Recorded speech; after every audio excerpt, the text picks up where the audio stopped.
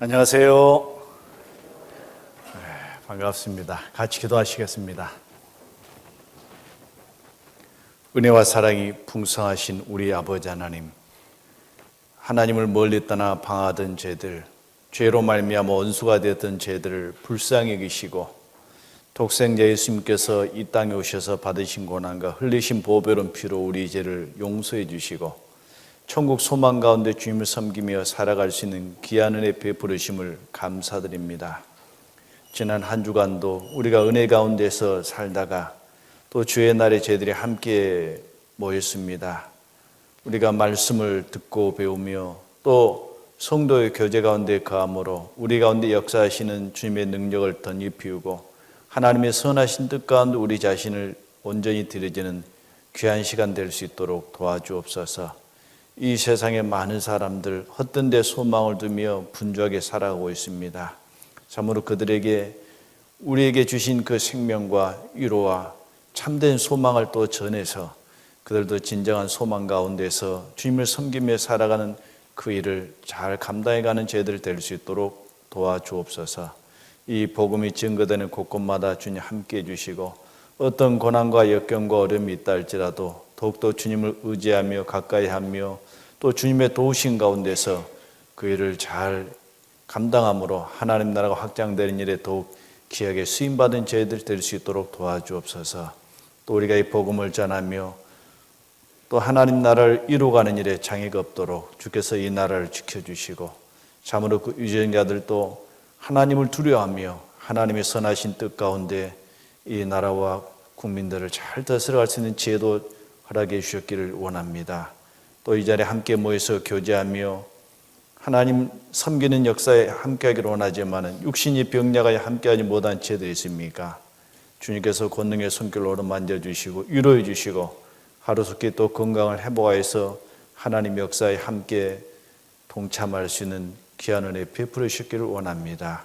오늘 교제의 시정도 성령께서 함께 하시고 인도시킴을 간구하며 주 예수님 이름으로 기도드립니다. 아멘. 누가복음 15장을 보시겠습니다.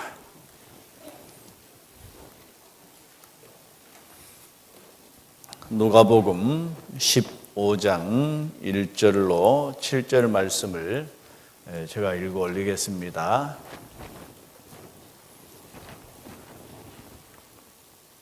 누가복음 15장 1절로 7절 말씀입니다. 모든 세리와 죄인들이 말씀을 들으러 가까이 나오니 바리새인과 서기관들이 원망하여 가로되 이 사람이 죄인을 영접하고 음식을 같이 먹는다 하더라. 예수께서 저에게 이 비유로 이르시되 너희 중에 어느 사람이 약 100마리가 있는데 그 중에 하나를 잃으면 99마리를 들에 두고 그 잃은 것을 찾도록 찾아다니지 아니하느냐? 또 찾은즉 즐거워 어깨에 메고 집에 와서 그 벗과 이웃을 불러 모으고 말하되 나와 함께 즐기자. 나의 잃은 양을 찾았노라 하리라. 내가 너에게 이르노니 이와 같이 죄인 하나가 회개하면 하늘에서는 회개할 것 없는 의인 99을 인하여 기뻐하는 것보다 더하리라. 오늘은 이 말씀을 중심해서 그리스도의 심령을 본받자라는 제목으로 교훈을 받아보기를 원합니다. 예수님께서 다니시는 곳마다 함께 다녔던 사람들이 있어요. 예수님의 말씀을 또 듣고 배움으로 정말 하나님의 선하신 뜻 가운데 살려가는 사람도 예수님을 쫓아다녔지만은 이 바리새인과 서기관들, 율법사들도 끈질기게 예수님을 쫓아다니면서 비난하고 또 예수님을 또 헐뜯는 일들이 있었음을 우리는 확인해 볼 수 있습니다. 이 바리새인과 서기관과 율법사들이 또 오늘 이 예수님께서 하나님 말씀을 전하는 그 현장에서도요, 예수님을 원망하고 또 불평했다라는 것을 알 수가 있습니다. 이 세상에는 이 거짓 종교가들, 거짓된 이 목자들도 많이 있습니다. 그걸 우리가 분별하지 못한다고 한다면 우리 신앙생활을 정상적으로 우리가 해나갈 수 없고 또 이런 영혼들이 또 구원을 받을 수도 없습니다. 이 예수님 당시에 이 종교가들의 특징을 우리가 마태복음 23장에 보면 예수님이 자세히 말씀하고 계시는데 그 특징 중에 긍정적인 면도 있고 부정적인 면도 있어요.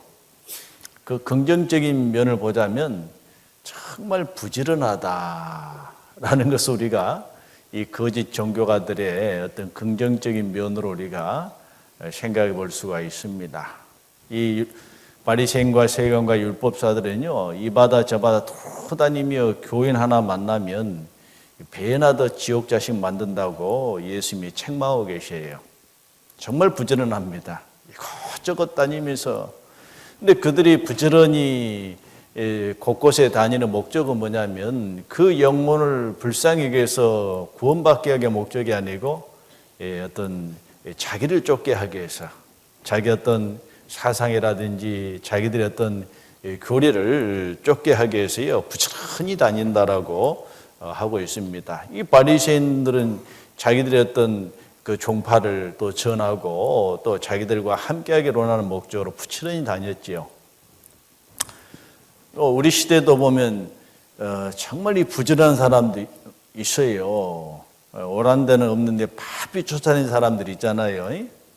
저도 가끔 만나요. 띵동 하면 어디서 오셨습니까? 뭐 만국 성서협회에서 왔습니다. 여호와 증인 날이시군요. 이분들 보면 엄청 바빠요.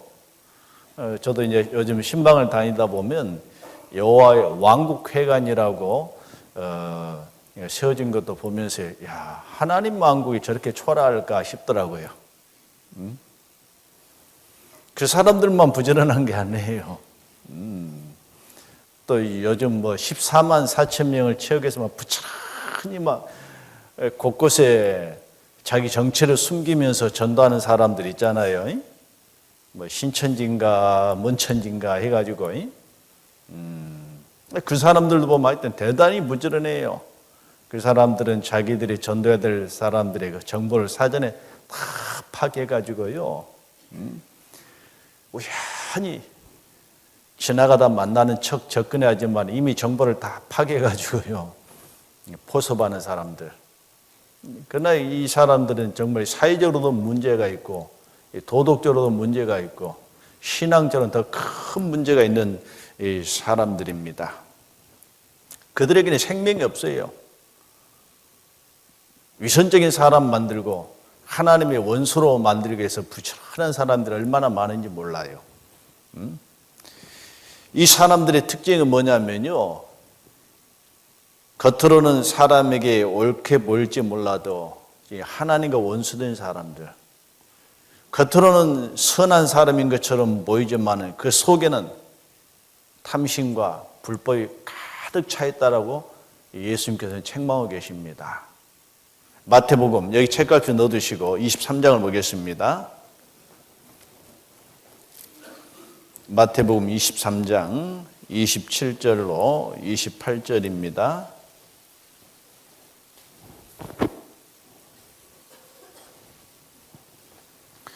화 있을진저 외식하는 서기관들과 바리새인들이여 회칠한 무덤 같으니 겉으로는 아름답게 보이나 그 안에는 죽은 사람의 뼈와 모든 더러운 것이 가득하도다. 이와 같이 너희도 겉으로는 사람에게 옳게 보이되 안으로는 외식과 불법이 가득하도다. 이들의 특징은 뭐냐면요. 겉은 깨끗한 것처럼 꾸미는데 속에는 더러운 것이 꽉 차 있어요. 그 죽은 사람의 그 뼈가 있고 또 그들은 마치 회칠한 무덤 같다. 이스라엘은 사람이 죽으면 이제 굴을 파가지고 그 안에 시체를 넣어놔요.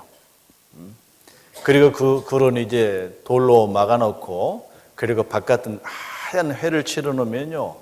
겉은 참 깨끗한데 속에는 썩은 송장이 들어있어요.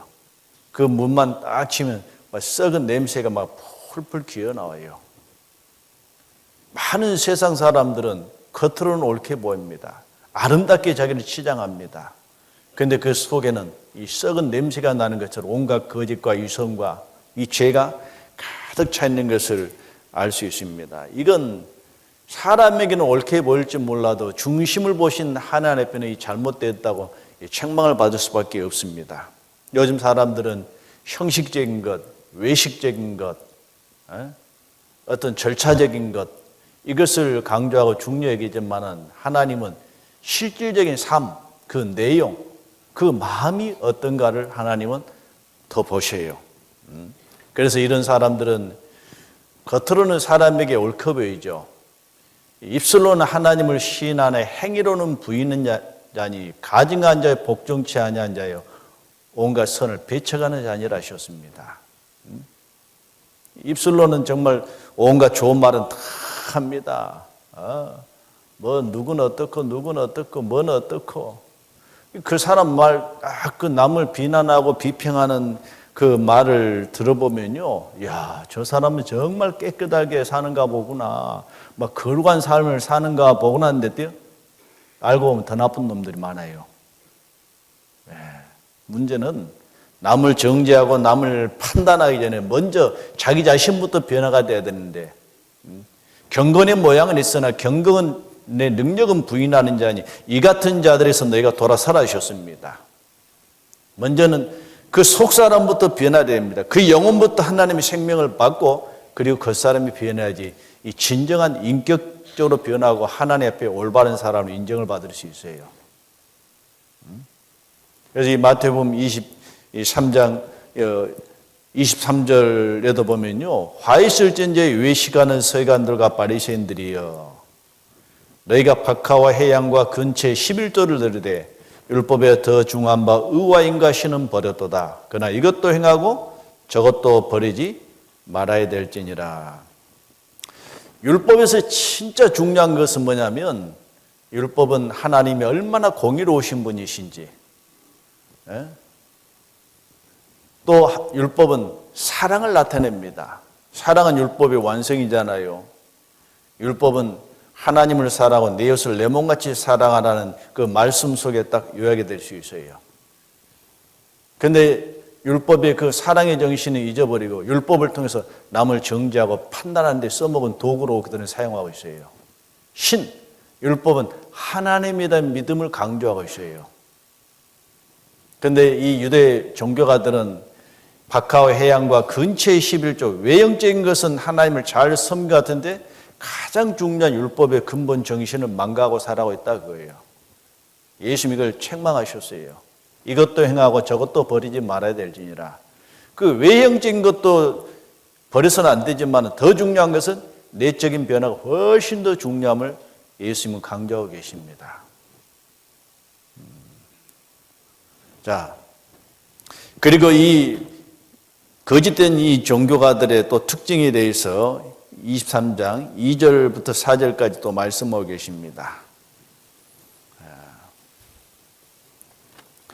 서기관들과 바리새인들이 모세의 자리에 앉았으니 그러므로 무엇이든지 저희의 말하는 바는 행하고 지키되 저희 하는 행위는 본받지 말라.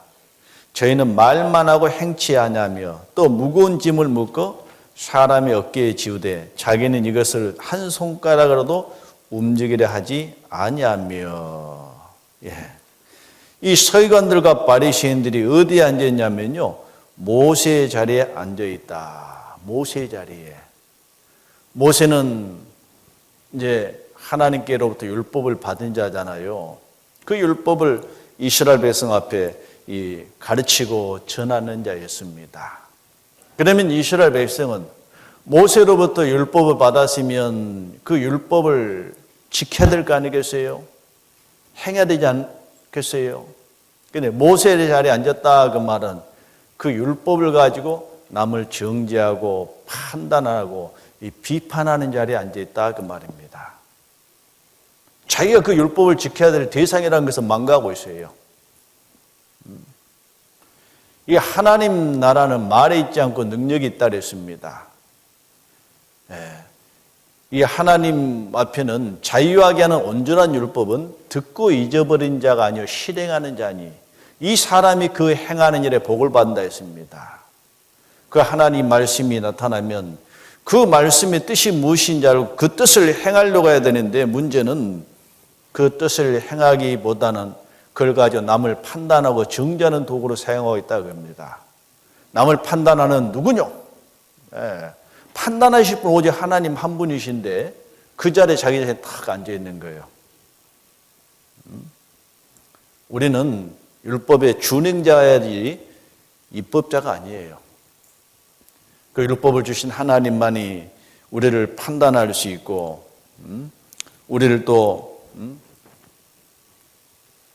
구원할 수 있는 유일한 분이신데 그래서 이 많은 이 유대 종교가들은 말만 행하고 행치는 않아요. 말을 들으면 참 거룩이 넘쳐나고 하나님을 누구보다 사는 것 같은데 그 속에는 온갖 욕심이 자기중심적인 이 삶을 살아오고 있습니다. 말과 행함이 일치하지 않아요.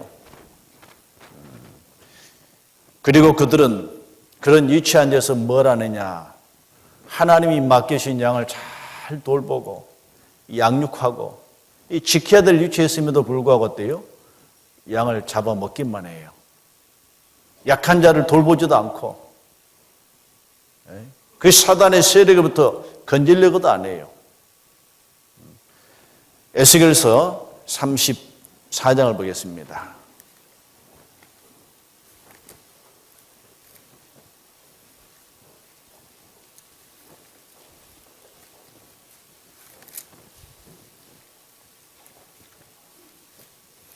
에스겔서 34장 2절로 4절 말씀을 제가 읽겠습니다. 인자야 너는 이스라엘 목자들을 쳐서 예언하라.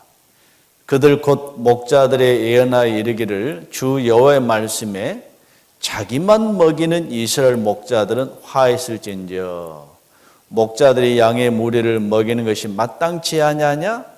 너희가 살찐 양을 잡아 그 기름을 먹으며 그 털을 입되 양의 무리는 먹이지 아니하는도다. 너희가 그 연약한 자를 강하게 아니하며 병든 자를 고치지 아니하며 상한 자를 싸매어 주지 아니하며 쫓긴 자를 돌아오게 아니하며 잃어버린 자를 찾지 아니하고 다만 강포로 그것을 다스렸도다. 이스라엘 목자들은 누굴 말하냐? 이스라엘 지도자들을 말합니다. 이스라엘 백성들은 하나님의 이 양이에요. 하나님께서 이스라엘 목자들을 쳐서 예언하라. 그때 잘못된 것을 책망하라 그 말입니다. 그들 곧 목자들에게 예언하기를 주 여호와의 말씀에 자기만 먹이는 이스라엘 목자들은 화가 있도다. 이 목자는 양을 지키고 양을 먹이고 양을 돌봐야 될 책임 있는 사람들이 목자인데 양 돌보는 것은 관심이 없어요. 오직 자기 어떤 욕심을 채우는 도구로 그 양들을 이용하고 있다 그 말입니다. 자기만 먹이는 이스라엘 목자들은 화가 있도다. 그래서 3절에 보면 살찐 양을 잡아먹고 그 기름도 먹고 그 털도 입고 양의 무리는 먹이지 아니하는도다 하셨습니다. 제가 이제 가끔 요즘 그 몽골에 대한 것을 많이 취재해서 TV에 저녁에 좀 보여준 걸 제가 봤어요. 근데 이 몽골 어떤 부족들은요, 늑대를 신으로 또 섬긴 부족도 있더라고요. 근데 저녁에는 또 늑대를 지키느라고 또 밤새매. 네. 이 몽골 이 사람들이 제일 또 두려워하는 짐승이 늑대래요. 이 늑대가 이 밤에 이제 사람들이 좀 잠이 좋을 때를 기다려가지고 양의 우리를 넘어와가지고 양 한 마리 배고프면 잡아만 가면 괜찮은데 거기에 다른 양까지 목덜미를 쫙 물어가 죽여놓고 간대요. 이게 늑대가 한번 왔다 가면 어때요? 수많은 짐승들이 죽어 있는 거예요. 그래 자기들이 섬기는 신을 잡기 위해서 이제 그 포수들이 막 몽골 산지를 막 헤매는 걸 제가 쭉 봤어요. 자기들이 신으로 섬기는 그 존재가 어때요? 짐승을 해치는 거예요, 또.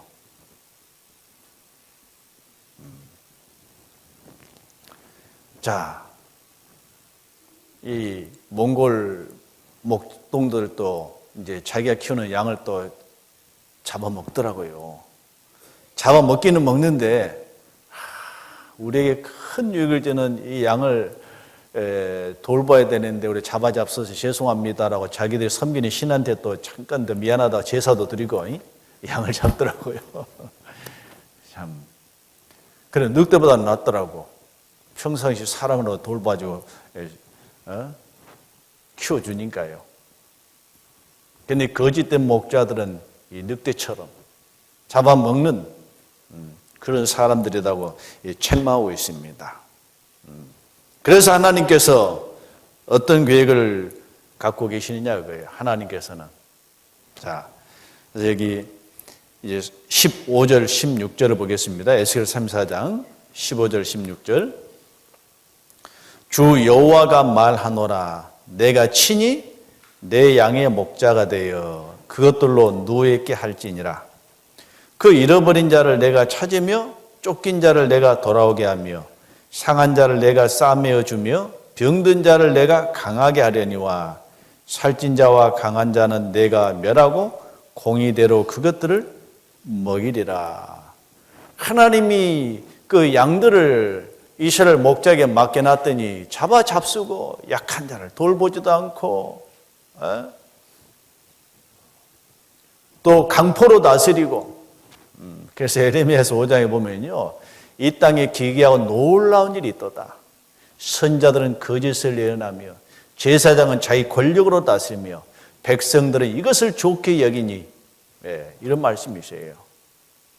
선자들은 거짓말을 해요. 하나님 말씀도 안 해. 하나님 말씀 믿어도 거짓으로 예언하고 제사장들은 정말 이 하나님과 사람 사이의 중보자라서 이스라엘 백성의 죄를 하나님께 사하는 일을 부지런히 해야 될 텐데 자기 권력으로 다스려요.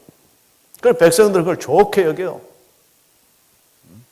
너희들이 어찌 되겠느냐 그거예요. 그래서 하나님께서 어떻게 하시기로 약속하셨냐면 내가 친히 내 양의 목자가 될 것이다. 하나님이 친히 목자로 오실 것이다 그 말입니다.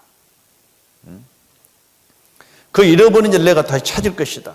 쫓긴 자를 내게 돌아오게 할 것이고 상한 자를 내가 싸매주고 병든 자를 강하게 하고 약한 자를 내가 튼튼하게 만들 것이다 라고 하나님께서 이제 에스겔 선지자를 통해서 말씀하셨습니다. 그 일을 위해서 누가 오셨느냐? 예수님이 오신 거예요. 그 목자에게 맡겨놨던 그 양들을 잡아먹는 이 그들에게는 더 이상 맡길 수 없기 때문에 하나님이 친히 오시겠다는 겁니다. 그래서 누가복음 15장은 잃어버린 양을 찾고 그 약한 양을 다시 강하게 하는 삼위 하나님의 역사에 대해서 쭉 말씀하고 계십니다. 이 죄인을 구원하고 그 죄인들을 강건하게 하는 일은 바로 성부, 성자와 성신의 하나님, 삼위 하나님이 함께 일하고 계셔요. 그래서 이 누가복음 오늘 우리가 좀 공부해야 될 내용 15장 이제 3절부터 7절까지는 성자 예수님이 하실 일이 무엇인가를 말씀하고 계셔요. 잃어버린 양 한 마리를 찾으러 오신 성자 예수님. 그 양을 찾기 위해서는 숲을 헤매고 가시덤불을 제치면서 그 고난 가운데서 자신이 희생하는 가운데서 죄인을 구원하실 성자 예수님의 사역이죠. 그리고 이제 8절부터 10절까지는 잃어버린 한 드라크마를 찾기 위해서 여인이 등불을 켜고 이 빗자루 샅샅이 쓸어서 잃어버린 드라크마를 찾는 내용이잖아요. 이스라엘에서는 이제 결혼을 약속하면 그 약속의 증표로, 사랑의 증표로 이 드라크마를 맡깁니다. 그리고 결혼하게 되면 나 이걸 잘 간직했습니다. 당신을 정말 사랑합니다라는 증표로 이걸 내놔야 돼요. 근데 드라크마 하나를 잃어버리면 이게 문제가 심각해지잖아요. 그 잃어버린 한 드라크마를 찾기 위해서 등불을 켜고 샅샅샅샅이 된 것은 이제 성자 예수님이 이루신 사실을 완성하기 위해서 잃어버린 영혼을 찾기 위해서 성령 하나님께서 교회를 통해서 일하시는 모습입니다.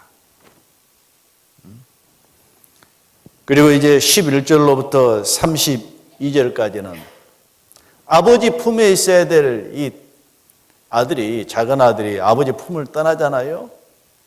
그래서 허랑방탕 모든 걸 다 잃어버리고 이제 목숨을 연명하기 위해서 다시 이제 아버지 집으로 돌아온 유명한 돌아온 탕자에 대한 내용입니다.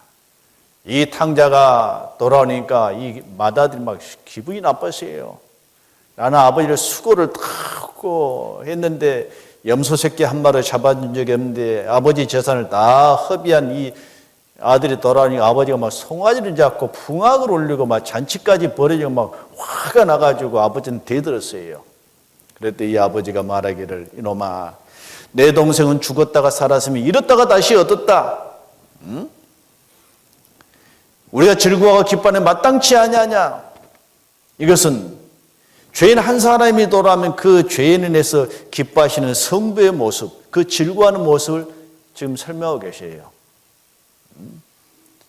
이 하나님이 가장 기뻐한 게 뭐냐. 죄인 한 사람이 돌아오면 하늘에서는 회개할 것 없는 의인 99이나 기뻐하는 것보다 더 기뻐한다 하셨습니다. 하나님이 가장 기뻐한 것은 그 잃어진 영혼들이 주님께 돌아오는 그 일. 그 일을 위해서 성자, 성신, 성령의 하나님이 함께 일하셔요. 성부의 하나님. 그래서 우리는 이 누가복음을 보면 하나님이 죄인들을 얼마나 사랑하신지 우리는 알 수가 있습니다.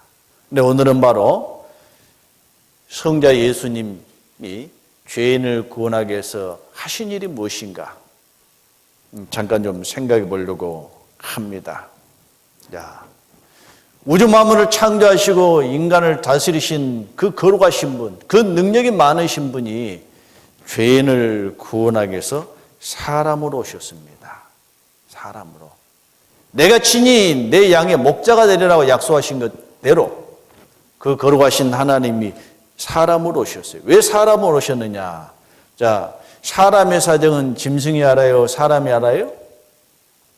과부의 사정은 누가 알아요? 과부가 잘 알아요. 그 인간의 어떤 어려움, 그 고통, 사람이 알기 때문에 하나님이 그 죄인을 불쌍히 여기시고 죄인을 얼마만큼 사랑하신 나타내기 위해서 그 영광스러운 보좌를 버리시고 천하디 천한 인간의 모습으로 오신 거예요. 자, 히브리서 2장을 보겠습니다. 히브리서 2장 14절 15절입니다.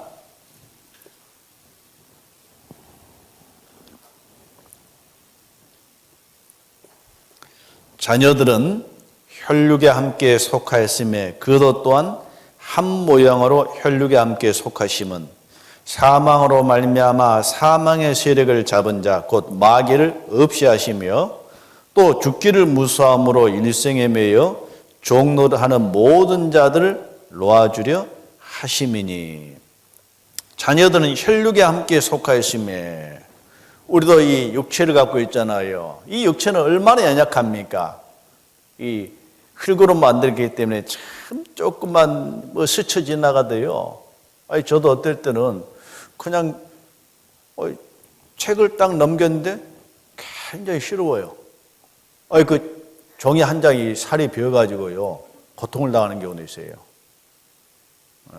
그냥 스쳐 지나가는데 이 벽돌에 스쳐가지고 살갗이 딱 떨어져 나가고 피가 흘려지고. 우리 인간이 얼마나 연약한지 성경은요. 하루살이에 눌려 죽을 인생이랴. 여러분 하루살이 아시죠? 누르면 어때요? 막 없어져요. 근데 하루살이 얕잡을 것 아니에요. 하루살이 오래 살아봐야 하루밖에 못 산다 하루살이 하는데 그 속에요. 이 바이러스가 3대를 산대요. 할아버지, 아버지, 자식. 그 하루살이 속에서 한 바이러스 우리 사람 소리 들으면 어때요? 얼마나 고통을 당합니까? 잘못하면 죽어요.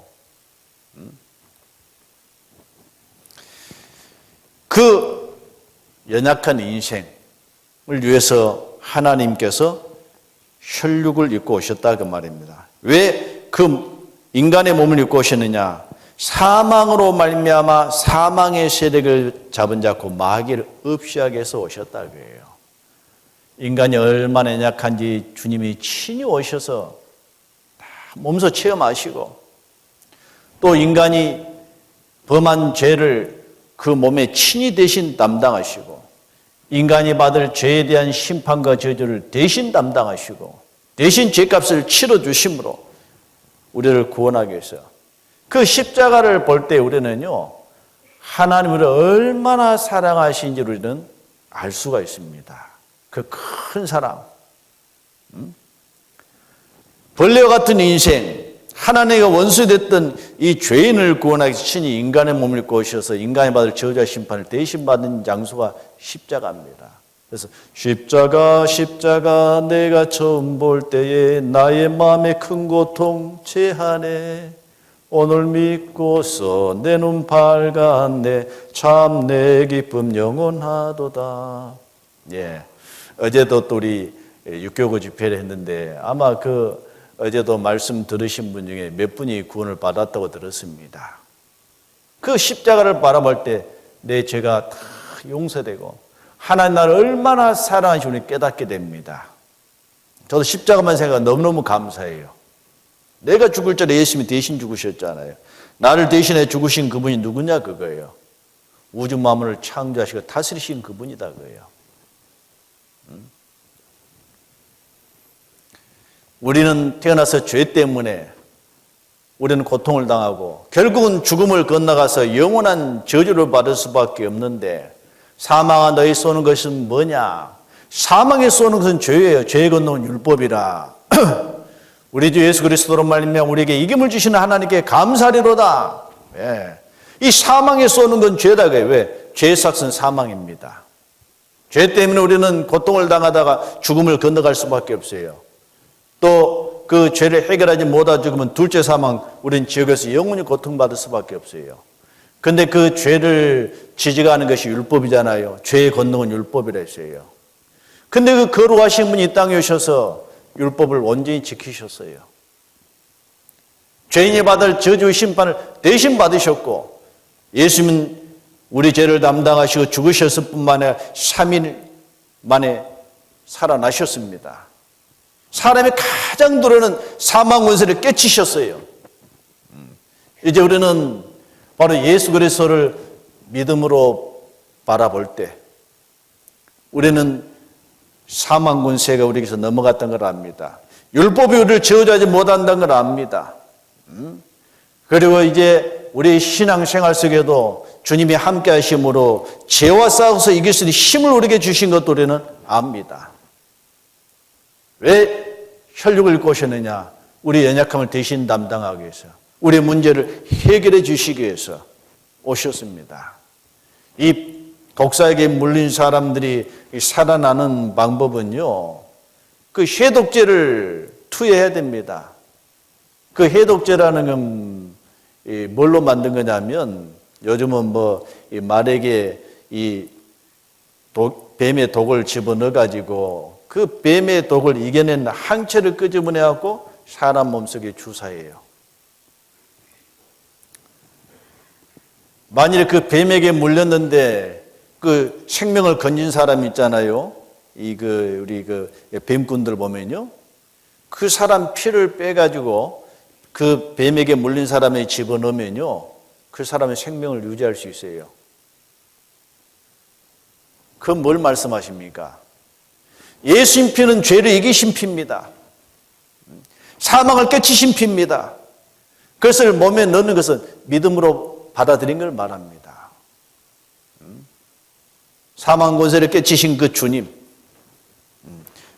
우리에게 영원한 생명을 주셨어요. 그래서 요한 1서 5장 20절에 보면 하나님의 아들이 우리에게 이르러 우리에게 지각을 해서 참된 자를 알게 하신 것과 또한 우리가 참된 자 예수 그리스도 안에 있는 것이니 그는 참 하나님이시 영생이시라. 바로 하나님이 인간의 몸으로 오셨다. 하나님의 아들을 우리가 알아야 돼요. 그 하나님의 아들 오신 목적은 우리에게 영원한 생명을 주시기 위해서 오셨습니다. 그래서 그 예수님은 죄인을 가까이 하셨습니다. 죄인을. 예수님이 죄가 있기 때문에 죄인을 가까이 한 게 아니에요. 세상에서는 끼리끼리 놀잖아요. 노름꾼은 노름꾼하고 놀고 춤꾼은 춤꾼끼리 놀고. 그 사귀는 친구로 보면 그 사람 됨됨이를 알 수 있어요. 근데 예수님은 죄인을 가까이 하는 것은 예수님이 죄가 있기 때문에 죄를 좋아하시기 때문에 가까이 하는 게 아니에요. 죄인들을 불쌍히 여기시고 죄인들을 구원하기 위해서 가까이 하신 거예요. 본문 돌아가겠습니다. 누가복음 15장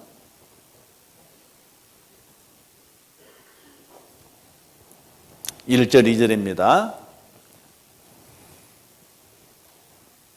모든 세리와 죄인들이 말씀을 들으러 가까이 나오니 바리새인과 서기관들이 원망하여 가로되 이 사람이 죄인을 영접하고 음식을 같이 먹는다 하더라.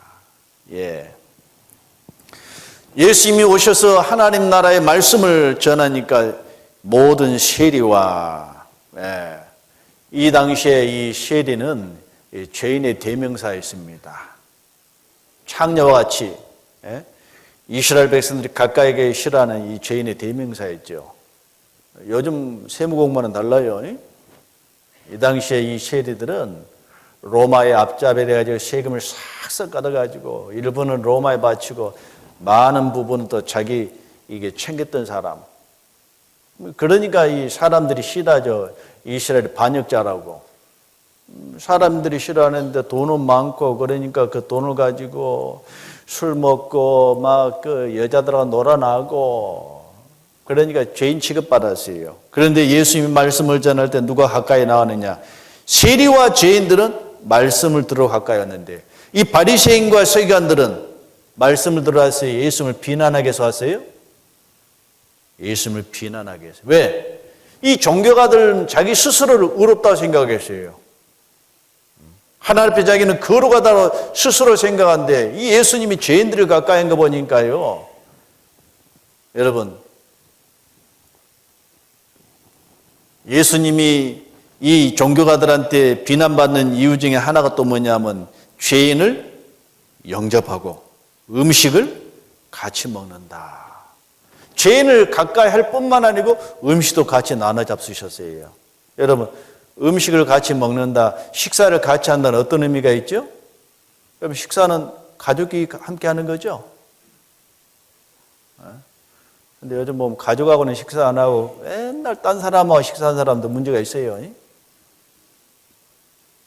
식사를 같이 한다는 것은요, 같은 친구다 그 말이에요. 동료다 그 말입니다. 예수님이 가르치만 한 것이 아니고 죄인들을 가까이 하시고 음식도 같이 나눈 거 보니까요. 예수라는 사람, 이 사람 하나님 보냈다 말하지만 이 사람은 죄인이다 그거예요. 그냥 흘러가는 소리 한 거 아닙니다. 여기 원망하였죠. 원망하여. 이 원망하다라는 뜻은 뭐냐면요. 와글와글 떠들다. 쉴 새 없이 불평하다 그 말입니다. 예수라는 사람 보면 이 사람이 진짜 못된 사람이에요. 걸핏하면 자기들 책망할 뿐만 아니고 자기들이 싫어하는 이 죄인들을 또 가까이 한 거 보니까 이 사람 보면 진짜 이 사람은 죽일 사람이라고 쉴 새 없이 막 불평했어요. 그리고 이 사람들은 예수님을 멸시했죠. 가로되 이 사람이, 여러분 자기가 존경한 사람 앞에 이 사람이라 삿대질 합니까? 무시하는 사람, 멸시할 때 우리가 이 사람아 막 그러잖아요. 예수님은 이 부정한 사람들과 같이 하고, 그래서 예수님도 똑같이 부정한 사람이라고 몰아세우는 겁니다. 이 바리새인들이 예수님을 가까이 하는 것은 말씀을 배우기 위함이 아니었어요. 어떻게 하면 예수님을 헐뜯고 잘못된 것을 찾아낼까 해가지고요. 그들은 예수님이 가시는 곳마다 함께 있었습니다. 근데 예수님은 그 죄인들을 불쌍히 여기시고 죄인을 구원하기 위해서 하나님이 보내신 하나님의 종입니다. 이사야서 42장을 보겠습니다.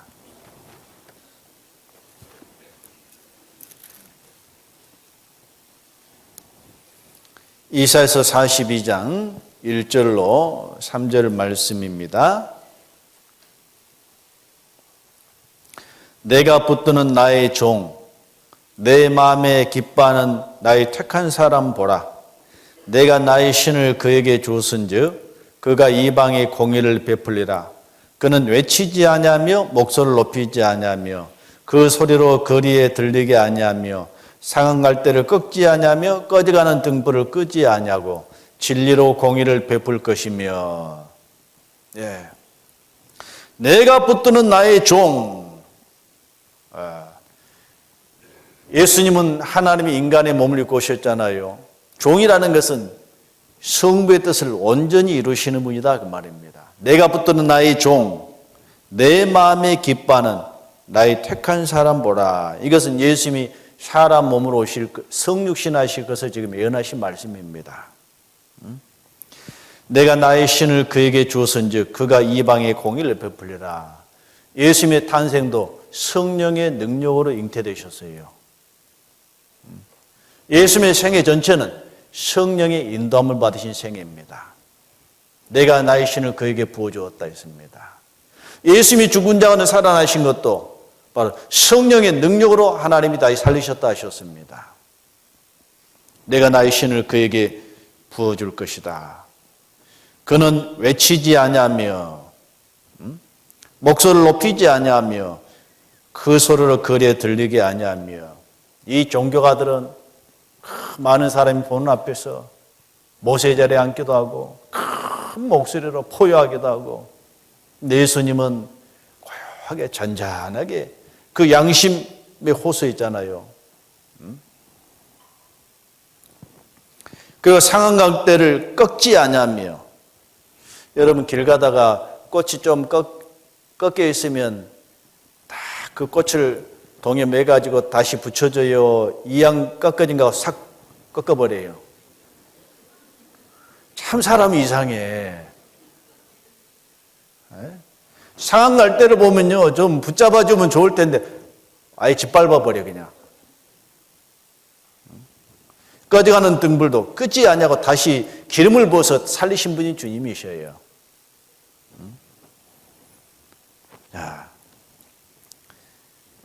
여러분 들풀 하나도요 하나님의 솜씨가 담겨져 있고, 그 들풀도 바람결에 살랑살랑 흔들리면서 얼마나 하나님을 찬양합니까? 저 집에서 여기까지 쭉 걸어다니다 보면요, 요즘 진짜 의악새가 막 소리지더라고요. 의악새 아세요?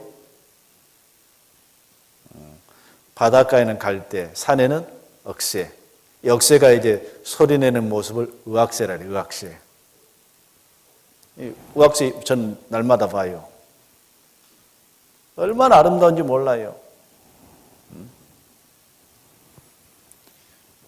세상 사람은 강한 자에게는 약하고 약한 자에는 강하게 세상인데, 우리 주님은 약한 자를 붙잡아 주셔요.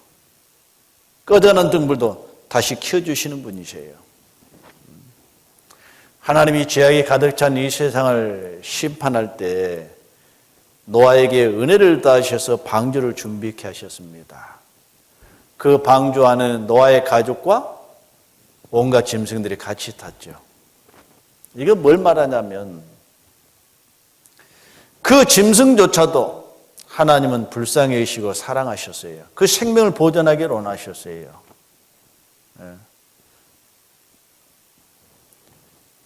이 노아와 함께 방주에 탔던 이 짐승들, 이것은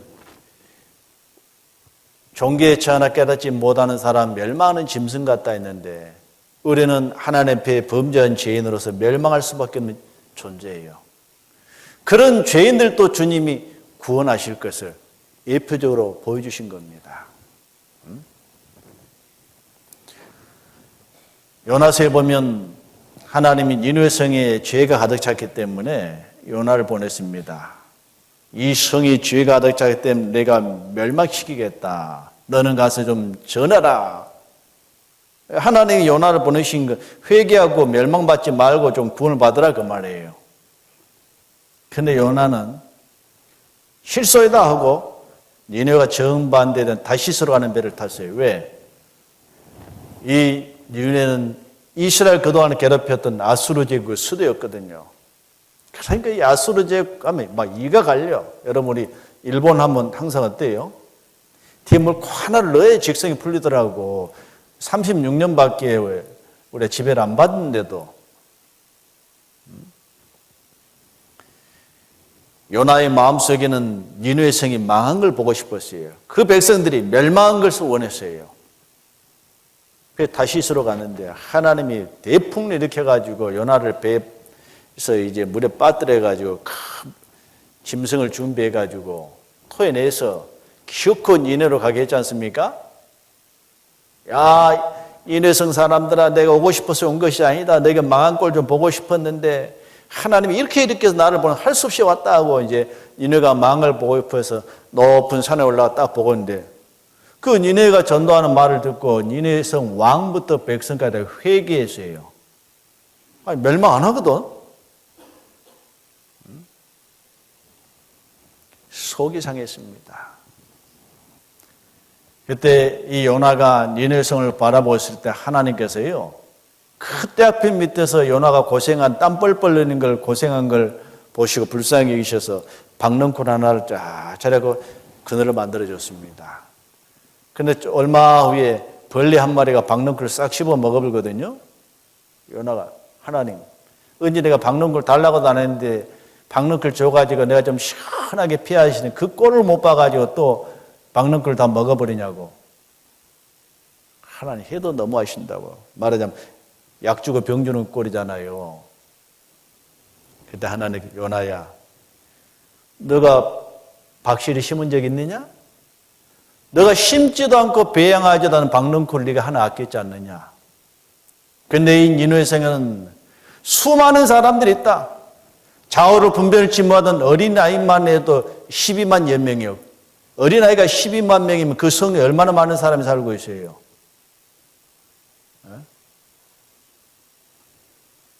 그리고 얼마나 많은 육축이 있느냐 그거예요. 하나님은 풀 한 포기 짐승 한 마리도요, 어떤 이유 없이 죽이는 걸 원치 않으셔요. 하나님 다 만드신 피조물이에요. 너 박넝쿨 하나 네가 아끼는데 이 니느웨 성 사람들이 망하는 걸 내가 원하지 않는다 그거예요. 이 요나를 보낸 이유는 그 죄에서 돌이켜서 생명을 얻게 하기 위해서, 구원을 받게 하기 위해서 내가 보냈는데 너는 박넝쿨 아까운 줄 알면서 그 성 사람들이 망하는 걸 보고 싶어해? 하나님이 얼마나 책망한지 몰라요. 요나도 보면 참 괴짜예요. 근데 우리도 그럴 수 있어요. 어떤 자매님들은요, 제가 물어봐요. 어째 남편은 왜 전도 안 하세요? 그 왼수는요, 지옥 가야 돼요.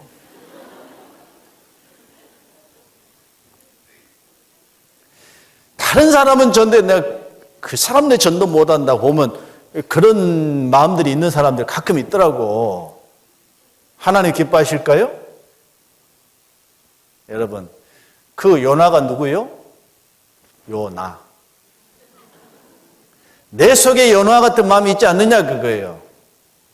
자기 사소한 것을 아끼면서 정말 그 멸망받을 영혼 속에 하나님의 형상으로 되면 영혼이 있는데 하나님 얼마나 그들을 귀하게 계신데 왜 나는 가치 없는 것과 소망을 두고 그 하나님의 귀하게 계신 걸 내가 귀히 여기지 않느냐 그거예요. 이 종교가들은 그 하나님이 귀하게 계신 그 영혼들을 귀하게 여기지 않고 엉뚱한 것에다가 마음을 두고 살아간다 그거예요. 예수님이 이 세상에 오신 목적은 뭐냐면 죄인을 불러서 회개시키러 오신 분이십니다. 예수님이 영혼의 의사로 오셨습니다. 건강한 사람은 의원에 쓸 때 그 병든 자에게 필요 있다고 그 죄인을 불러서 구원하기 위해서 오셨어요. 그래서 예수님은 그 죄인을 이제 구원하기 위해서 목소리를 높이지 않고 들리지도 않은 것처럼 온유하시고 겸손하게 하나님의 뜻을 이루셨습니다. 오늘 우리 시작할 때 말씀 외웠지요.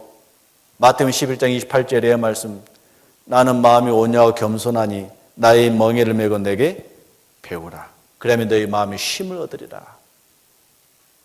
정말 주님은요, 온유하게, 이 온유라는 것 첫째는 친절하게, 부드럽게, 또 더 깊이 들어가 보면 예수님은 성부의 뜻에 온전히 자신을 굴복시키신 분이십니다. 예수님 자신의 뜻을 이루기 분이 아니셨지요. 내가 항상 그의 기뻐하는 일을 이름으로 나를 고와 같이 버려두지 아니하셨도다. 그래서 죄인을 구원하는 그 일을 이루기 위해서 십자가의 고난을 앞에 두고 겟세마네 동산에서 그 땀방울의 핏방울에도 기도하셨습니다. 아버지 할 수만 있거든 이 잔을 내게서 옮기옵소서. 그러나 내 뜻대로 마옵시고 아버지 뜻대로 하옵소서. 왜? 우리가 똑같은 육체를 가지고 오셨기 때문에 배고픔도 아시고 고통도 아시고 부끄러움도 아셔요. 할 수만 있으면 그 십자가의 고난을 통과하지 않고 죄인을 구원하기를 원하는 마음이 있었어요.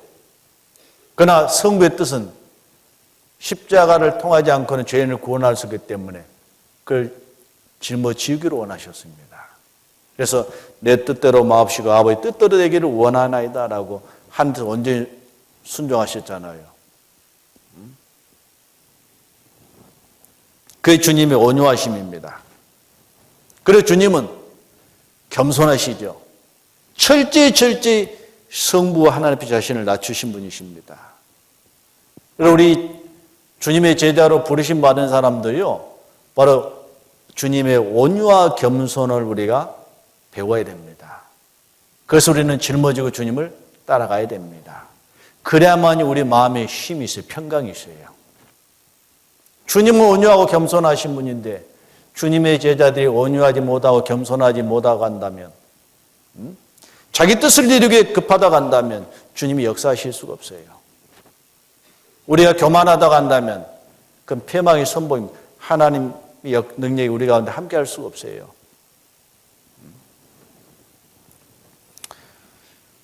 이 바리새인과 서기관들은 모세의 자리에 앉아서 백성 위에 군림했지만은 예수님은 선한 목자로 오셨습니다. 나는 양을 위하여 목숨을 버리노라 하셨습니다. 그 생애 자체가 정말 겸손하게 그들을 불쌍히 여기시고 심지어는 바로 자신의 목숨까지 아낌없이 주러 오셨습니다. 자, 다시 본문 돌아가겠습니다. 누가복음 15장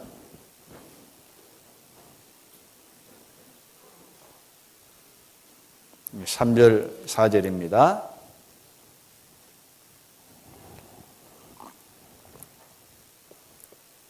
예수께서 저에게 이 비유로 이르시되 너희 중에 어느 사람이 양 100마리가 있는데 그 중에 하나를 잃으면 99마리를 들여두고 그 잃은 것을 찾도록 찾아다니지 아니하느냐. 자, 어떤 사람이 양 100마리가 있는데 그 중에 하나를 잃으면 그래서 우리가 이 성경에 기록된 양의 특징을 좀 알아야 될 것 같아요. 우리 전도 집회 때 보면 신말레 산양 보셨지요? 성경에서 말한 양은 그 양이 아니에요. 그건 겁도 없잖아요. 높은 곳에서 뛰어내리고 전기줄도 타고. 여기 말한 양은 털깎는 면양을 말합니다. 털깎는 면양. 이 양은 순합니다. 또 목자에게 복종도 잘해요. 그리고 이 양은 목자의 음성을 알잖아요. 타인의 음성은 따라가지 않아요. 그리고 이 양은 웅덩이에 빠지기도 쉽고 빠지면 스스로 헤어나지도 못하고 이 목자가 만일에 무관심하면요 이 양은 생명을 유지할 수가 없어요. 그리고 이 양은 사자나 일이나 곰이나 이 무서운 짐승 앞에 벌벌 떨기만 하지 도망도 못 가요. 이게 양의 특징입니다. 뿐만 아니고 이 팔레스타인에서는 양을 주로 어디서 치냐면 이스라엘 지형을 보면 중부 산악지대가 있는데 보통 이제 한 해발 한 500m 정도 되는 그곳에서 양들을 친대요. 그러니까 이 해발 500m면 우리는 평지죠. 우리 뭐 심악산 해봐야 뭐 한 200m도 안 돼요, 높이가. 한 해발 500m 되는 곳에서 양을 치다 보니까요. 거기는 골짜기도 있고 산에 능선도 있고 그래서 목자들이 그 양을 치기 위해서는요. 보통 이제 서너 명이 한 조가 돼가지고 이제 양을 딱 돌보고 저녁에는 자기 양이 다 있는가 한 마리 두 마리 다 시험을 합니다. 쉬다가 한 마리도 없으면 어때요? 큰일 났잖아요. 이게 양은 혼자 있으면 이 사자한테 늑대한테 잡아먹히든지 잘못하면 근시다 보니까요. 이 골짜기에 떨어져 죽을 수밖에 없어요.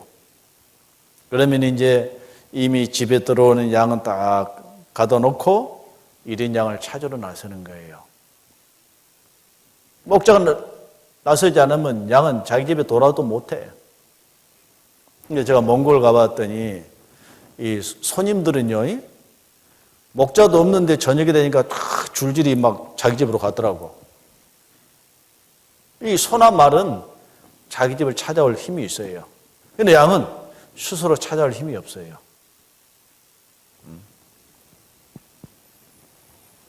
자, 지금 예수님이 말씀하신 건 양 100마리가 있는데 한 마리 잃었다 그예요. 이 관심은 이루어지지 않은 99마리에 있는 것이 아니고 이루어진 양 한 마리에 지금 관심이 있습니다. 이루어진 양 한 마리. 근데 한 100마리 정도 이제 키우면요, 이 사람은 좀 가난한 사람이래요. 부자 같으면 보통 한 300마리, 뭐 500마리 이렇게 키우기 때문에 그 사람들이 이제 목자를 고용해가지고 양을 키우지만은 한 100마리 정도 되면 주인이 직접 이제 양을 키운답니다. 자, 근데 한 마리를 잃으면요, 정신은 99마리 있는 게 아니에요. 잃어버린 양 한 마리에, 야, 이놈은 잘못하면 죽을 수 있는데, 사자밥이 될 수도 있는데, 생명은 지금 지키고 있는가? 음식도 먹을 수 없는데, 왜? 잃어진 양 한 마리는 이 목자 자신의 것입니다. 자신의 양이에요, 자신의 양. 뿐만 아니고, 이 기르는 양, 주인이죠. 이 목자는 선한 목자이기 때문에 자기 양이 이루어졌다는 것을 도저히 어때요? 방치할 수 없는 겁니다. 여러분, 이 땅에 있는 모든 게 다 누구 것이죠? 산림의 짐승들과 천산의 생축이 다 내 것이라 했어요. 동물들, 온갖 인생들이 다 하나님의 것이라 하셨어요. 하나님은 우리 인생이 지옥 가는 걸 결코 원치 않습니다. 그 인생이 멸망길로 가는 걸 보고 불쌍히 여기셔요. 예수님께서 무리를 보시고 민망히 여기시니 이는 저희가 먹지 않는 양과 같이 유리방황함이라. 그 많은 사람들이 예수님께 나오는 모습을 보고 예수님께서 민망히 여기셨다. 왜? 저들이 목 잡는 양과 같이 방황하는 것을 보시고 민망히 여기다라는 불쌍히 여기시다 그 말이에요. 불쌍히 여기시다. 그들에 대한 연민을 갖고 계신 걸 말합니다. 그들이 유리방황하는 모습을 주님은 너무너무 슬퍼하시는 거예요. 그래서 예수님께서는 선한 목자로 오신 분입니다. 이 싹꾼 목자는 양이 잃어졌든 말든 자기 것이 아니고 관심이 없지만은 이 양은 자기 양입니다. 그리고 예수님은 선한 목자로 오셨기 때문에 양이 잃어진 걸 결코 원치 않으신 겁니다. 어떻게든 그 양을 찾아서 생명을 살리기를 원하신 겁니다. 마태복음 12장에도 보면 이 유대 종교가들이 예수님을 시험하는 내용이 나와요. 이 오른손 마른 사람인데 예수님 안식일 날 사람이 병이 들어서 고치는 게 옳습니까? 안식일 지켜 놔둬야 됩니까? 예수님이 반문하셨어요. 너희가 안식일 날 소나 짐승이 구덩이에 빠지면 건지지 않느냐? 그런데 이 안식일 날 이 병든 사람을 고치는 게 합당치 않냐냐? 하고 오른손 마른 사람을 고쳐주셨어요. 자, 어떻게 해야 될까요? 옳지요. 양이나 소보다는 사람 생명이 훨씬 귀한데 그 병을 고쳐주고 살려준 것이 합당하죠 해야 될 건데 어때요? 제가 안식일 아닌 여세 동안 고쳐주면 되지 왜 기어코 안식일 날 사람 병을 고쳐주느냐? 예수님을 비난했어요. 이 사람들이요, 무엇이 더 소중한지 가치관이 제대로 정립이 안 돼 있는 거예요. 자기 양새끼, 짐승 새끼는 건져내면서 더 귀한 사람의 생명을 건지는 일은 비난해요? 헐뜯어요? 자, 마태복음 12장을 보겠습니다.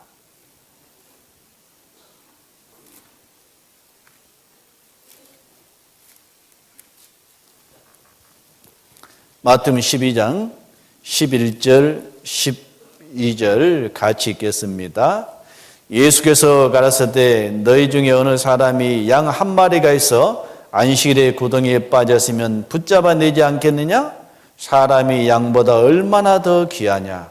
그러므로 안식일에 선을 행하는 것이 옳으니라 하시고. 예. 우리는 어느 것이 더 귀하고 소중한지를 우리는 알아야 돼요. 그들은 양은 귀하게 여기면서 사람 생명을 가치 없게 여기는 이 거짓된 종교가들. 그러니까 맡겨놓은 양을 잡아먹지요. 약해도 어때 돌봐서 건강을 회복시키는 관심도 없어요.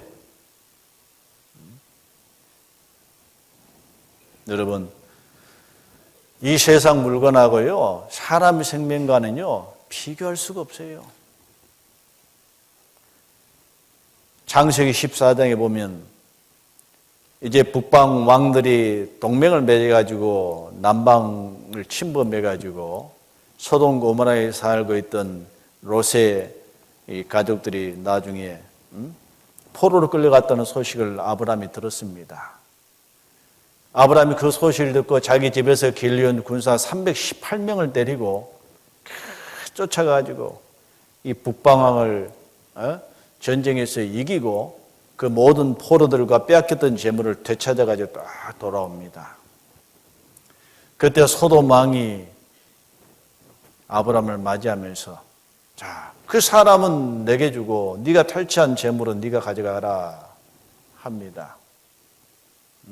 그때 이 아브라함이 아니다. 내가 실 오라게 하나 짐승 한 마리도 내가 가져가지 않겠다고 다 돌려줬습니다. 왜? 잘못하면 이 소돔 왕이 그걸 주는 것은요, 뭔가 지금 계략이 있어요. 근데 이 소돔 왕도요, 보면요, 사람은 다 내게 주고 재물은 네가 취하라 그랬어요. 이 소돔 왕이 뭐가 소중한 줄 알았죠? 사람 생명이 얼마나 귀한 걸 알았어요. 소돔 왕도. 재물보다도는 사람의 영혼이 얼마나 귀한 줄 알았어요. 마귀도요, 재물보다는 사람의 영혼을 지어 끌고 가는 걸 원해요. 소돔 왕은 지금 마귀의 그림자잖아요.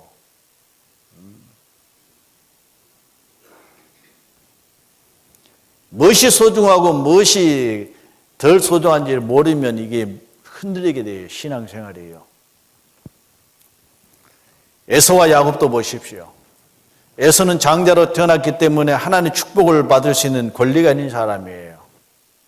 야곱은 차자로 태어났기 때문에 장자가 될 수가 없어요. 그런데 야곱은 기어코 찬스를 노려가지고 팥죽 한 그릇 가지고 장자의 명분을 뺏어왔어요. 에서는 팥죽 한 그릇 얻어먹고 장자의 명분을 팔아넘겼어요. 나중에 후회하면서 돌이키려고 했지만 이미 때는 늦었어요. 에서와 같이 망령된 자가 일까 두려워하라 했습니다.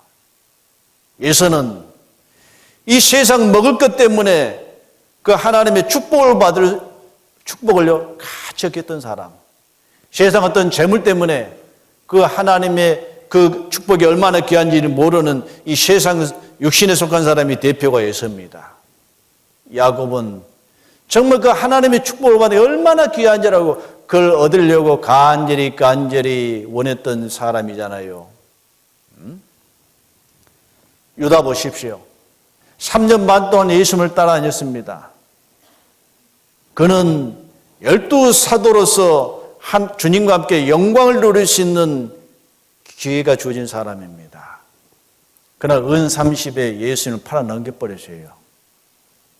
그는 목매달아 자살하고 지옥 아랫목에 직행했어요. 정말 생명의 주님이 그와 함께 계시는데 그 생명의 주님을 은 30에 팔아먹어요. 참 어리석은 인생이죠. 우리도 정말 무엇이 우리는 소중한지를 알아야 될 겁니다. 한 사람의 영혼이 천하보다 귀합니다. 한 사람의 영혼이. 그래서 한 사람을 구원하기 위해서 우리는 우리의 시간과 우리의 물질과 우리의 모든 것을 우리는 다 투자해서라도 한 영혼이 구원받으면 우리는 기뻐하죠. 우리 주님이 그러셔요.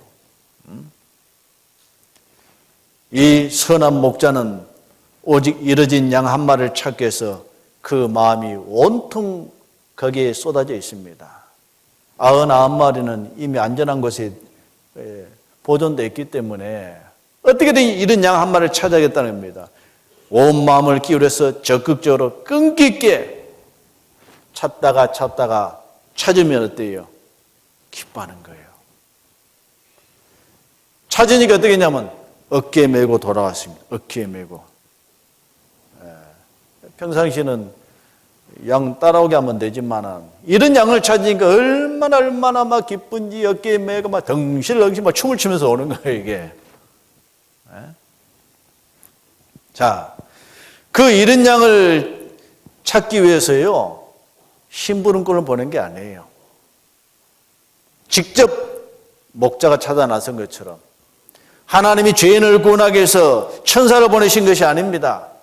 하나님이 친히 인간의 몸을 입고 이 땅에 오신 거예요. 자, 그 예수님이 인간의 몸을 입고 오신 성육신 사건 있잖아요. 하나님이 인간의 모습으로 오신 겁니다. 성육신은. 그리고 예수님의 생애 동안에 예수님은 이런 양을 계속 찾으러 다니셨습니다. 요한복음 4장에 보면 사마리아 수가성의 여인도 만나서 예수님이 구원해 주셨죠. 마태복음 9장에 보면 쇠가 나는 마태를 부르셨습니다. 또 누가복음 19장에 보면 여리고성의 이 쇠간장 삭개요. 예수님도 그를 부르셨습니다. 삭개야 내려오너라. 오늘 구원이 너희 집에 이르렀다. 이 사람도 아브라함의 자손이로다. 이 삭개가 즐거워서 왔어요. 그래서 인자가 온 것은 잃어버린 자를 찾아 구원하기 위해서 오셨다. 삭개도 불러주셨어요. 그래 예수님은 이스라엘 민족들을 향해서 계속 하나님께 돌아오라고 부르셨습니다. 암탉이 병아를 그 날개 아래 부르란 것처럼 내가 너를 모려하냐 몇 번이나 되었느냐 내가 원치 않았도다. 제가 인도에 가서 한번 봤어요. 막 억수같이 막 비가 쏟아지는데요. 병아들이 쫙 놀다가요. 막 비가 막 장대비가 쏟아지니까요. 어미닭이 날개를 이렇게 쫙 펴니까 병아리 어미닭 밑으로 싹 들어가더라고. 어미닭이 쫙 비 맞으면 새끼들을 보호하더라고요. 그 마음을 누가 주셨을까? 그 암탉이 병아리를 날개하려 모려한 것처럼 예수님은 이스라엘 땅에 오셔서 죄인들을 계속 부르셨습니다. 돌아오라고. 구원해 주겠다고. 그리고 예수님은 이제 드디어 인간의 모든 죄를 담당하시고 십자가에 죽으셨잖아요. 이런 양을 찾으신 거예요. 그 십자가에서 피를 흘리시고 고난받으심으로 죄인을 구원한 일을 완성하셨습니다. 그리고 예수님은 죽은 지 사흘 만에 부활하셨죠. 그 잃어진 양을 이제 자기 집으로 부르신 겁니다. 병아리를 날개 아래에 탁 부른 것처럼. 그리고 40일 후에 예수님은 승천하셨어요. 그 승천하신 건 뭐냐? 이제 주님이 예배하신 영원한 천국, 그 집 안으로를 불러들이신 겁니다. 이 세상에는 잠깐의 고난이 있지만은 천국 가면 그 모든 수고와 슬픔이 끝납니다. 주님과 함께 우리가 영원한 영광을 누린 겁니다. 그래서 예수님의 전 세계는 죄인이 구원받아서 하나님이 예비하신 천국까지 가는 과정을 아름다운 모습으로 지금 설명하고 있습니다. 그래서 예수님은 그 잃은 양 한 마리를 찾을 때 얼마나 즐거워하셨는지 또 함께 기쁨을 나누자고 계십니다. 자, 누가복음 15장 5절 6절입니다.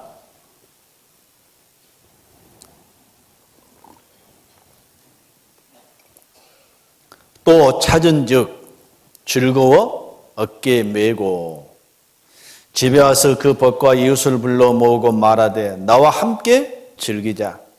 나의 잃은 양을 찾았노라 하리라. 자, 찾은즉 즐거워 어깨에 메었다. 즐거워 어깨에 메었다. 자,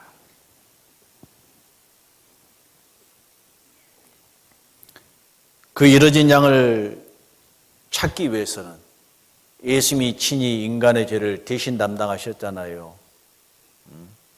우리가 아직 죄인 됐을 때에, 하나님과 원수가 되었을 때에 그렇게서 우리를 위하여 죽으심으로 하나님께서 우리에게 대한 자기 사랑을 확증하셨느니라. 우리를 얼마나 사랑하신지를 말씀으로만 하신 것이 아니고 실질적으로 십자가에서 고난받고 죽으심으로 우리에게 나타내 주셨습니다. 그래서 이제 그 십자가의 죽으심을 우리가 바라보고 믿음으로 우리가 이제 구원을 받을 수 있는 길을 열어놓으셨는데요. 우리가 그걸 믿음으로 받아들일 때 주님은 즐거워하셔요. 기뻐하셔요. 이 즐거워한다라는 게요, 단순히 기쁘다라는 의미가 아니에요. 이 카이로라고 헬라어로 되어 있는데 막 기쁨이 넘쳐서 노래라도 부르면서 춤을 덩실덩실 추고 싶을 도록 막 흥분되는 이 즐거움을 나타내는 단어입니다. 우리 한 영혼이 구원받을 때 하나님께서 그가 너로 인하여 기쁨을 이기지 못하시며 너를 참참히 사랑하시며 너를 위하여 즐거이 기뻐하신도다. 너의 하나님 여호와가 너의 가운데 계시니 그는 구원을 베푸실 전능자시라. 그가 너로 인하여 즐거워하시며 기뻐하시리로다. 그 스파니어에서 나온 것은 바로 이런 영혼들이 주님께 돌아다니면 기뻐하시고 즐거워하시고 함께 그 즐거움에 우리가 참여하기를 원하시는 것을 설명했잖아요. 무화과 나무 열매가 없고 외양간에 소도 없고 뭐 밭에 소출도 없어도 오직 여호와로 인하여 즐거워하는 그 즐거움. 그 어깨에 메고 왔다라는 것은요, 사실 양을 그냥 끌고 올 수도 있어요. 근데 목자가 때요 너무너무 기뻐서 어깨에 메고 왔다잖아요. 이것은 뭐냐면 그 잃은 양을 불쌍히 여기시고 또 잃은 양을 섬기는 자세를 지금 보여주고 계십니다. 자, 여러분, 우리가 사실 옛날에 우리나라는 뭐 피겨해봐야 아이고 저 선진국이나 하는 일인데, 그런데 우리나라 김연아가 그 피겨 올림픽 금메달 딸 때 어때요?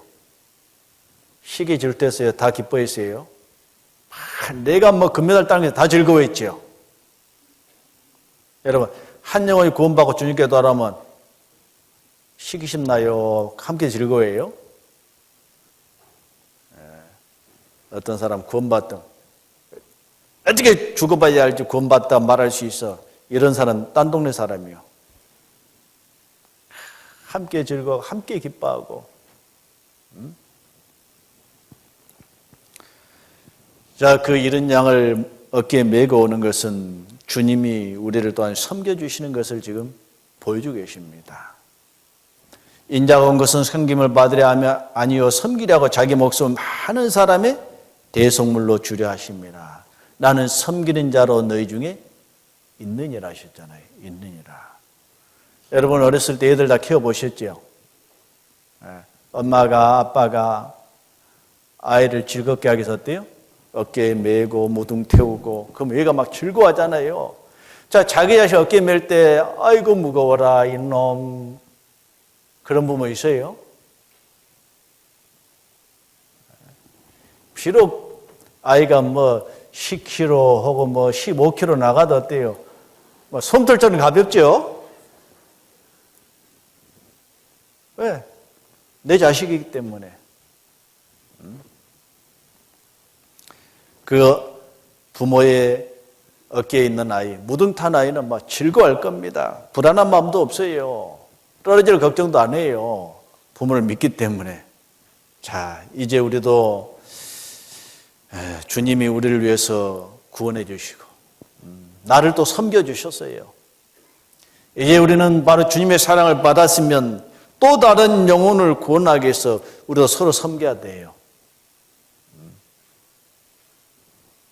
근데 우리가 섬기지 못하고 그들에게 섬김을 받으려면요, 그들이 주님 앞에 나올 수가 없어요. 제가 그런 경우도 봤어요. 어떤 형제가 자기 아내를 전도하기 위해서 말씀을 듣게 했는데 한 3번 듣고 난 다음에 아내한테 구원 받았어? 그랬더니 아니 했더니 미련하가 아직도 구원 못 받았냐고. 그날 구원 받았다 해주더라고. 근데 그 다음부터는 마음이 딱 닫혀 있어요.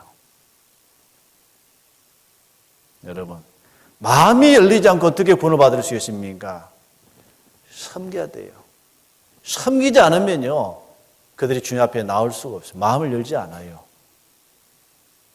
그래서 우리가 주님이 우리를 섬겨주신 것처럼, 주님이 죄인을 위해서 목숨을 바쳐주신 것처럼 우리가 섬기지 않으면요, 사실 구원받지 못한 사람, 별의별 사람 다 있죠. 우리가 그 영혼이 구원을 받고 또 주님이 기뻐하시기 위해서 우리는 기대하면서 또 그 영혼이 지금은 그런다 할때 나중에 구원받고 난 다음에 변화될 그는 기대하면서 끝까지 요한복음 13장에 예수님께서 이 세상을 떠나 아버지께로 돌아갈 때가 이른 줄 아시고 세상에 있는 자기 사람을 사랑하시 끝까지 사랑하시니라. 끝까지. 우리가 또 형제 자매들도 서로 섬겨주는 바로 주님의 온유와 겸손을 멍에 메고 우리가 나아가야 될 겁니다. 자, 그래서 한 영혼이 주님께 돌아가기 위해서 우리는 정말 우리의 모든 희생, 우리의 수고를 우리는 아끼지 말아야 될 겁니다. 그래서 한 영혼이 돌아오면 어떤 일이 있느냐. 자, 이제 7절 보겠습니다.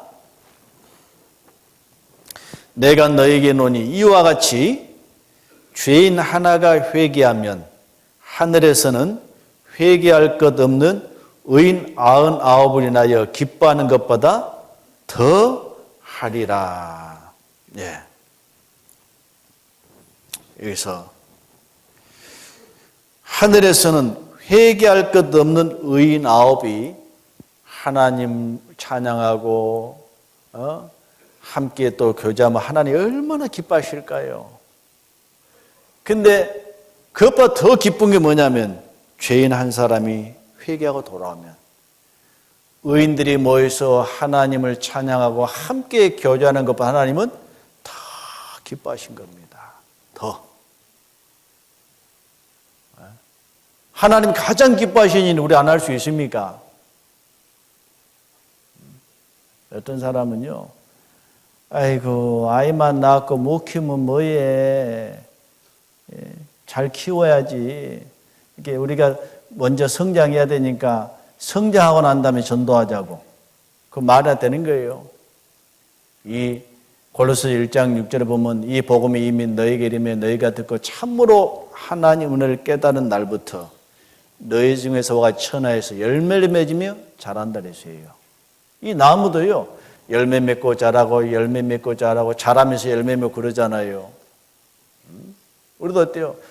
신앙이 성장하면서 또 전도서 열매 맺고 또 전도하면서 또 신앙이 성장해가고 이게 함께하는 거예요. 만일에 구원받은 그리스도인끼리만 서로 사랑하고 서로 가까이하고 우리 전도하지 않는다고 한다면 하나님은 근심하실 거예요. 우리는 안으로는 사랑하고 밖으로는 계속 복음을 전해야 됩니다. 언제까지? 주님 오시는 그날까지. 이런 우리가 쉬어서는 안 돼요. 내 가까운 이웃뿐만 아니고 먼 나라에까지도 우리는 복음을 전해야 될 이 책임을 맡았습니다. 그런데 어떨 때 그 주님의 역사가 나타납니까? 요한복음 13장 34절 35절에 말씀하신 것처럼 내가 세 계명을 너희에게 전에 서로 사랑하라. 서로 사랑하라. 얼마만큼 사랑하셨어요? 내가 너를 사랑한 것 같이 너희도 서로 사랑하라. 주님이 우리를 사랑하신 만큼 주님은 죄인된 나를 위해서 그 고귀한 생명을 주셨어요. 하나님과 원수된 나를 위해서 사랑을 베풀어 주셨어요. 그 사랑을 받은 만큼 서로 사랑합니다. 서로 사랑합니다. 그런 모든 사람이 너희가 내 제자인 줄 알리라. 그리스도인이 서로 사랑할 때 우리 가운데 주님이 계신 걸 사람들이 압니다.